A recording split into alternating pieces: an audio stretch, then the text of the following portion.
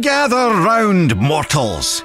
For the first time, hear the tale of young Atreus' maiden trip into the perilous Norse wilds, where malice and danger abound. Attempting to help a vulnerable creature, the boy wandered out beyond his protected woods alone. But I can't tell the whole story here, can I? You'll have to step inside.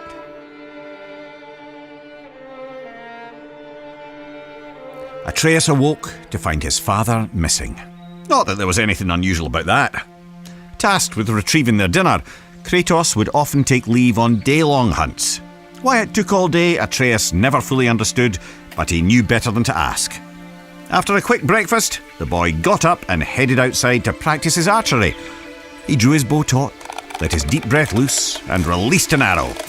It sailed far beyond his target, becoming just another stick in the woods. The boy sighed. He'd have to find it later, likely when he wasn't looking for it. Determined to hit the target this time, he grabbed another arrow and focused hard. He held the string till his arm burned and let it fly. A bullseye! Well, almost. Maybe if you looked at it from a certain angle. You know. His mother called, and though he wasn't quite done yet, Atreus put his arrows down and went inside. Every day she would teach him, mostly language and archery. Honestly, the kid was pure dead brilliant, reading and writing on his own already. Today she gave him a lesson he was especially excited about. The creatures of the Norse wilds. Berserkers, trolls, witches, and even the undead. After answering her son's many questions, Atreus' mother sent him back out. He fired a few arrows, missing with most of them. He wasn't a bad archer, really, but he wasn't easy on himself either. Frustrated, the little bairn sulked off into the woods.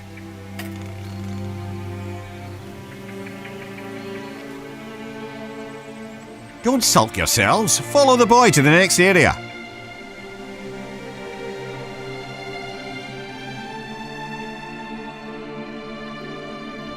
Atreus climbed up and sat cradled in the branches of one of his favourite trees. On days like this, he liked to close his eyes, listen to the forest, and let his mind wander. This kind of solitude never felt lonely to him, perhaps because he could hear things others could not. Ever since he could remember, the thoughts of others, animals mostly, could intrude upon his own. He couldn't much control it, and he didn't tell his mother or father of it, but it only added to the boy's absolute captivation with what adventure might lie past his all-too-familiar woods. As Atreus craned his head in an attempt to hear even farther, a desperate cry for help crept in at the edges of his mind. Not a whisper in his ears, but rather a shout inside his skull. Atreus shot up, and as he did, heard a second voice, a call to adventure, taunting him with the promise of a hero's journey. He jumped down from the tree and ran toward the voices. They grew louder and louder, overwhelming him to the point that he halted abruptly, stumbling as his inertia nearly overtook him. He hesitated there, knowing it would displease both his parents to venture further. In response, the voices only grew more urgent, demanding his attention. The lad could barely concentrate with this cacophony filling his head. He decided to follow the cry for help. Even as he did, the other voice derided the boy, calling him a coward. But if Atreus were to disobey his parents, it would have to come with good reason. Surely, he thought, they couldn't be too upset at him for responding to a distress call. Nearly convincing himself this might be true, Atreus took a deep breath and stepped out of the protected woods he'd known all his life into the foreboding Norse wilds.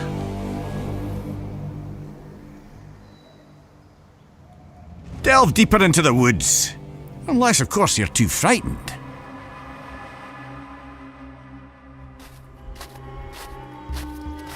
Making his way through Midgard's unfamiliar terrain, the pained cry of a wounded doe rang out, carried on the frigid breeze. After attempting to study the patterns of nearby tree roots to use as a guide back home, he set off in the direction of the injured animal.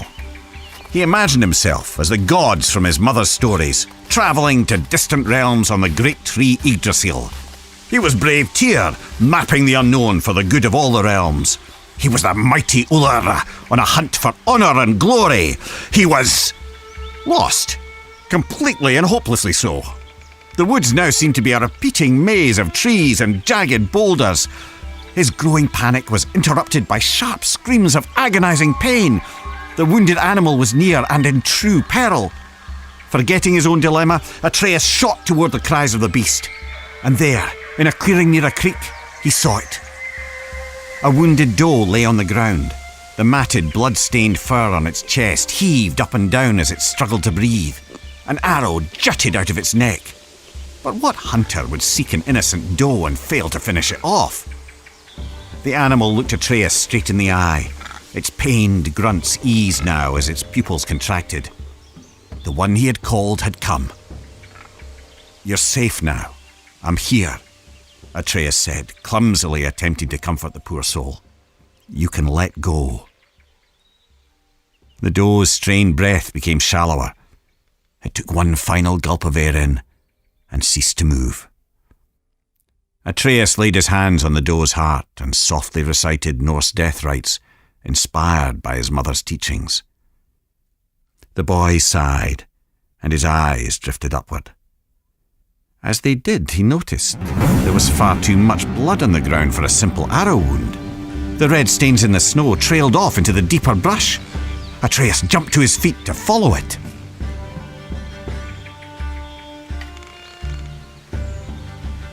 What horrors await at the end of the trail of blood? There's only one way to find out. The boy didn't have to go far to understand. The trail of blood didn't belong to the doe, but to the hunter, who now lay in pieces at Atreus' feet. The boy's stomach rolled as he took in the scene. He held his breath, attempting to let the nausea pass. And that's when he heard something else. Something hidden by the dark forest, mere steps away and still breathing. He turned to see two creatures from his mother's stories. Heaving, vile, undead monsters of pure rage. Draugr. Atreus' eyes grew wide as they met the empty sockets where the Draugr's eyes were supposed to be. The larger one roared, then it charged. The boy went for his quiver. He found an arrow, but lost his footing. Crashing to the ground, the Draugr rushed ever closer. The larger one plucked Atreus from the ground. The monster bellowed, spraying rotten teeth and flaps of decaying gums.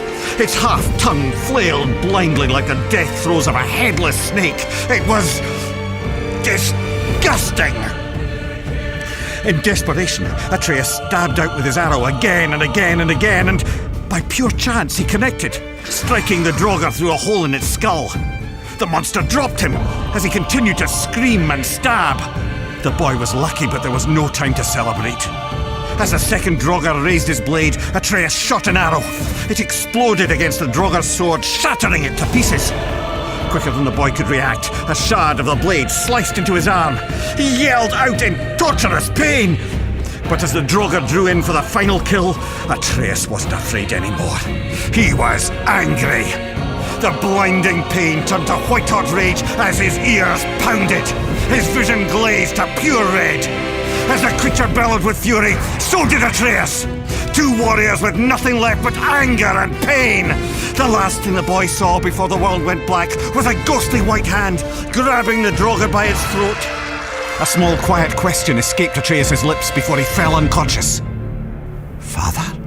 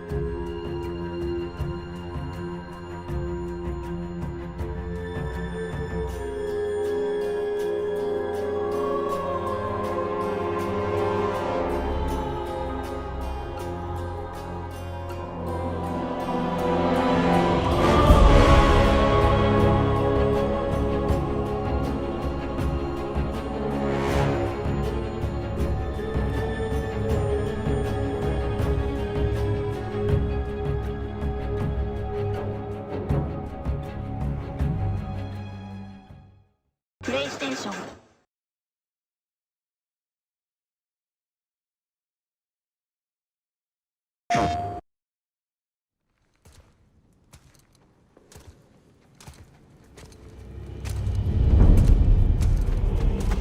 Hold. That's a soul eater. If that kills us, that's it.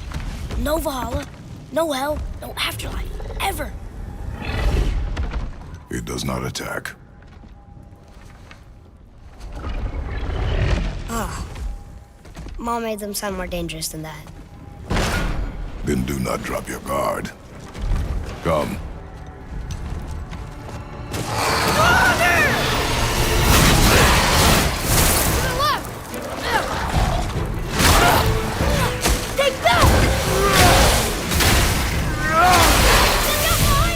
Get back! Nice! See ya! Above us!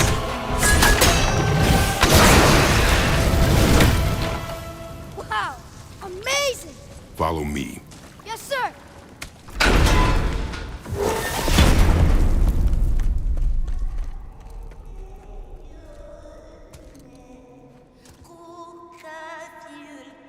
That doesn't sound like a soul eater.